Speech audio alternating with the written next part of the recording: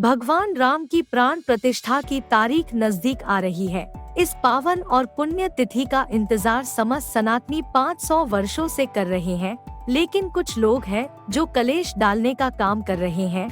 मैं पहले सोची कि ये ज्ञानी है, शायद बुद्धि खुल जाएगी, पर हद पार करने के बाद अब इनकी पोल पट्टी खोलने का वक्त आ गया है। इसमें पुरी के शंकराचार्य निश्चलानंद सरस्वती जी तो बेलगाम हो चुके हैं, तो आज बताती हूँ इनकी असलियत। ये शंकराचार्य अपने गुरु करपात्री जी महाराज की वजह से बने हैं, और ये लोग जातिवाद का अखंड प्रचारक है। जब अहिल्या बाई होलकर ने काशी विश्वनाथ मंदिर बनवाया और उसमें हर जाति के लोगों का दर्शन की व्यवस्था की गई, तब इनके गुरु करपात्री जी दलितों के प्रवेश पर बोले कि भगवान इस मंदिर का रास्ता छोड़ चुके हैं, और तब करपात्री जी पास में दूसरी मंदिर बनवाए, जिसमें ब्राह्मण पुजारी के अलावा कोई और नहीं जा सकता था। वीर सावरकर जी जो खुद भी ब्राह्मण थे, जब उन्होंने दलितों को यज्ञोपवीत देना शुरू किया, तब यही लोग बोलने लगे कि सावरकर ब्रह्मा की बनाई परंपरा तोड़ रहा है। इनकी ऐसी मानसिकता है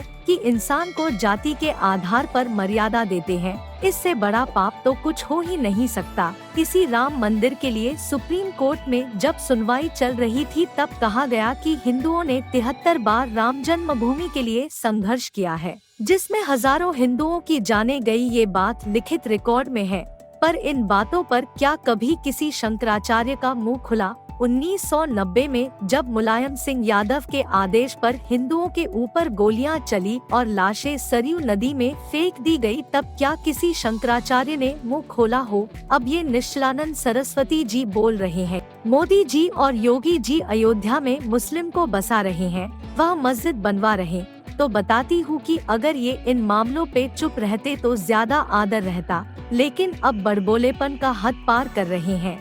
मैं इस मुद्दे पर भी आपको बता देती हूँ कि जब सुप्रीम कोर्ट ने राम मंदिर के पक्ष में आदेश दिया था, तब मस्जिद के लिए आदेश दिया कि मस्जिद को या तो जो पूर्व में अधिगृहित 64 एकड़ भूमि है उसमें जगह दिया जाए, अन्यथा अयोध्या में दिया जाए। ये सुप्रीम कोर्ट का आदेश था जिसे पूरा करना था, पर योगी जी ने बड़ा खेल किया।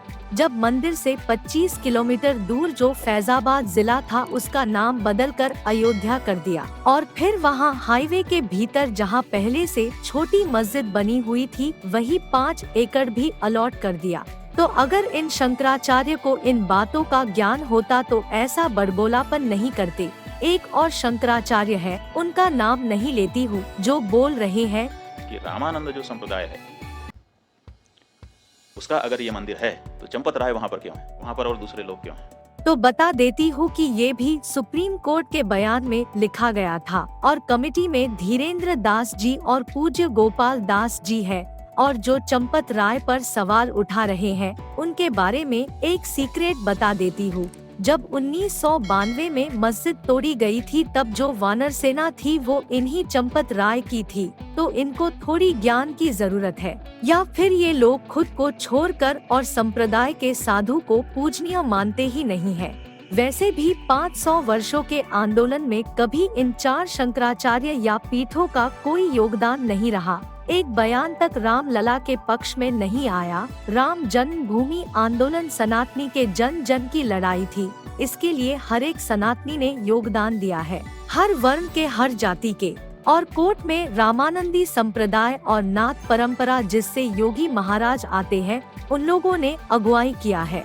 ये वो लोग हैं जिनको बस अपनी आसन दिखती है कि दूसरों से ऊंची आसन है कि नहीं, ब्राह्मण का स्थान ऊंचा चाहिए। तो बता दे कि भगवान राम सबके थे, और राम मंदिर में जन जन एक समान है। आज का हिंदू इनकी जाति के पाप से बाहर निकल चुकी है। एक और शंकराचार्य जो कांग्रेस के पुराने मित्र है और विश्व हिंदू परिषद के परम आलोचक स्वामी स्वरूपानंद सरस्वती, जो सोनिया गांधी को कुंभ स्नान कराए थे, तो अब वो यही करे और परंपरा को सनातन के जन जन पर छोड़ दे। वहाँ अब इतनी छोटी सोच वाले अपना मुंह बंद ही रखे तो सही है। वैसे मैं कहती हूँ अब भी समय है, कुछ बिगड़ा नहीं है।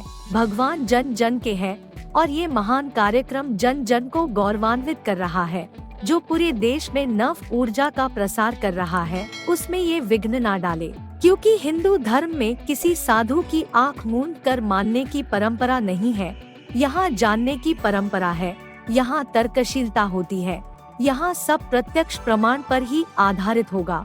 बेहतर है कि एक सेवादार को साथ ले और भगवान राम की प्राण प्रतिष्ठा में शामिल हो, क्योंकि भगवान के सामने सबका आसन एक समान है। अगर आपको हमारी तर्क सत्य आधारित और अच्छी लगी है तो कमेंट में आशीर्वाद दे। ऐसे ही वीडियो के लिए चैनल सब्सक्राइब करके बेल आइकॉन भी प्रेस कर ले। जय श्री राम।